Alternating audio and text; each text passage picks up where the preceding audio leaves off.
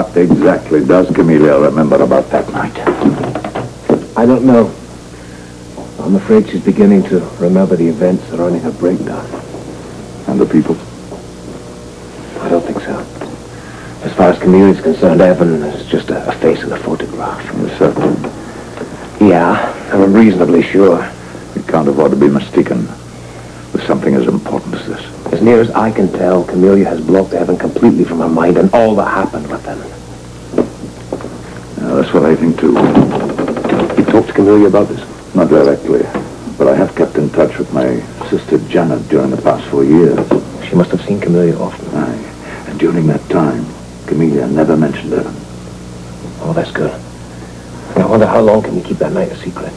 For my daughter's sake, it must remain between us forever. Ah, yeah, but we may not have much say in that matter.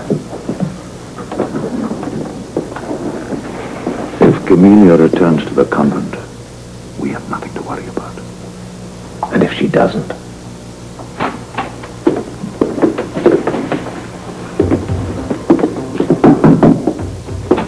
Put food in the warden's office.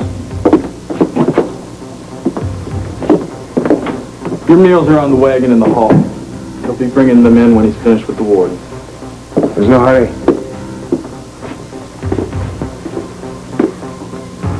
That's it.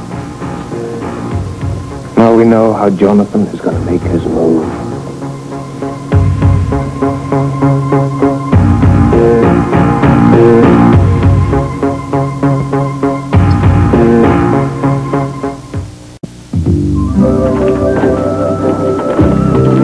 Breakfast is terrific. Well, I didn't come here to ask you how your eggs are. I came here to show you something. Oh, go ahead. Show and tell goes very well with cheese omelets. There. What do you think?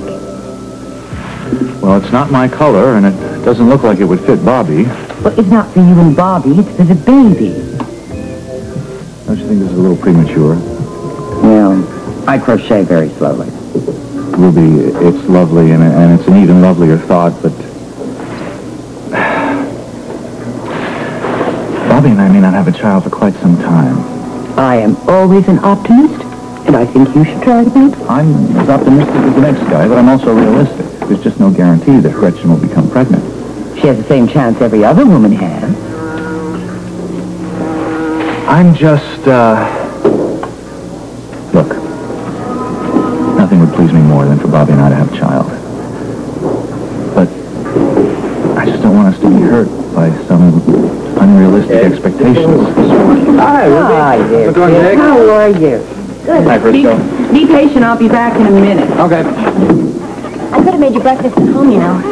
Honey, I would probably starve to death if we got the right pans unpacked. Well, we're not going to get unpacked any faster wasting time here. Well, if you're so worried about getting set up in the brown suit, why didn't you take Yank's offer and allow him to help us? My husband has the morning off, and if he chooses to waste his time by taking his lovely wife out to breakfast, then I can't argue with that. Well, that's very big of you, honey. In a way, I'm serious about that. I think we should spend as much time together as possible. You never know how long it's going to last. I've seen what separation can do to relationships. Look what it's done to Duke and Anna.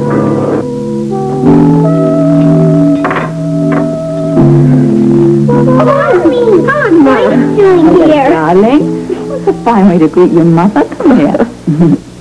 I thought you were going to go to see Duke on your way back from Loyalton. Well, I had a change of plans. Oh, didn't you want to see Uncle Duke? Of course I did, darling. That's not it. I wanted to see him very much.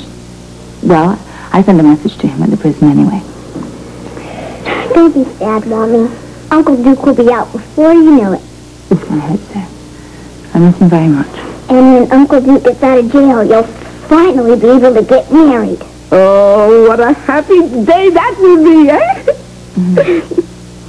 Nothing's going to stop us walking down that aisle this time.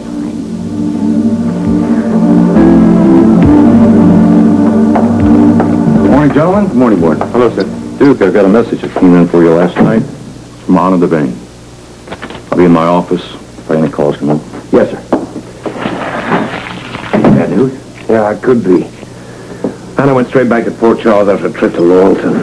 You were expecting her to stop by here on her way home, weren't you? Yeah, that was the plan. I gave Tony a letter to give to Camellia. I really wanted to get the chance to talk to Anna. I don't think that's going to be possible. I wanted to find out about Camellia and me from me and not from anybody else. I can't do that now. Were you, going to tell her everything? I was going to tell her most of it. And I'm not about to lose her over some other half-truth. She means too much for me for that.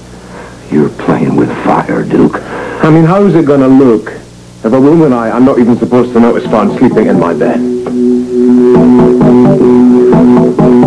Stein, please call Mary Jane Therian in admissions. Dr. Bill Stein, please call Mary Jane Therian in admissions. Ah, Jade, are you sure you don't mind working the double shift again? Well, I don't have much choice, Bobby. The school's left us short-handed. I'll be sending classes. This happens at least once every winter. I don't mind doing my share of the work. Neither do I. As long as I'm healthy, you can work me all you want. You two are terrific. And this kind of dedication is really going to pay off after you finish your nursing. All right. Hi. Listen, have any of you seen Sister Mary Camellia? Not since yesterday. Is she working today, Bobby? Oh, Tony, that's hard to say. This flu epidemic is turning the entire hospital upside down. I have no idea who's here. Yeah, well, weren't you working last night? Yeah, I was on emergency call all last night. I understand you visited Duke Lavery in prison. Yes, as a matter of fact, that's why I need to find Sister Camellia. He gave me this letter to give to her. I didn't know they knew each other. Would you tell her I'm looking for her? I'll make sure she gets a message. Okay, I gotta get out of here. If anybody needs me, I'm gonna be at Anna Devane. Tony, your letter. Get your letter. I don't know what's in this, but Duke gave me the impression that it's very important for Sister Camellia to read it as soon as possible.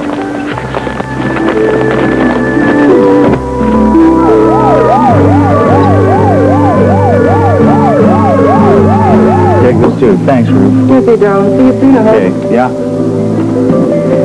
Jake, how's it going? Oh, hi. It's starting off a little slow, I'm afraid.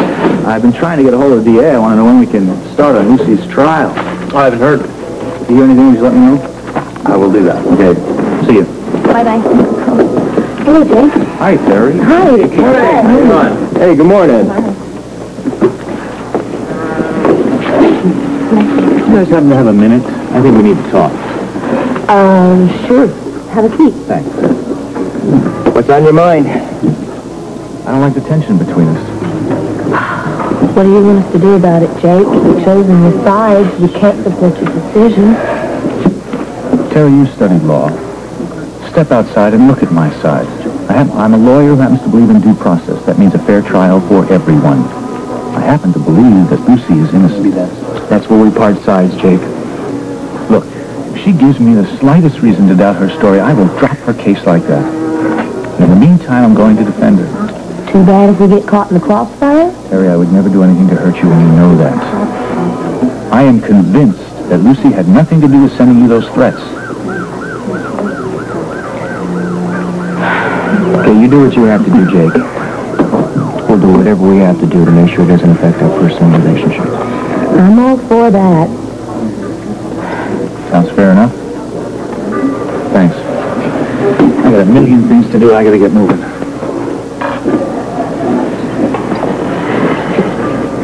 Thanks. I'm not gonna kiss you.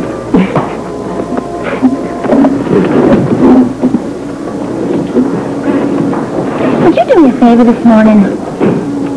Does it have anything to do with moving? No, it's the liquor supply. I forgot that today was the weekly delivery. Do you think that you could go to the club and check it in for me?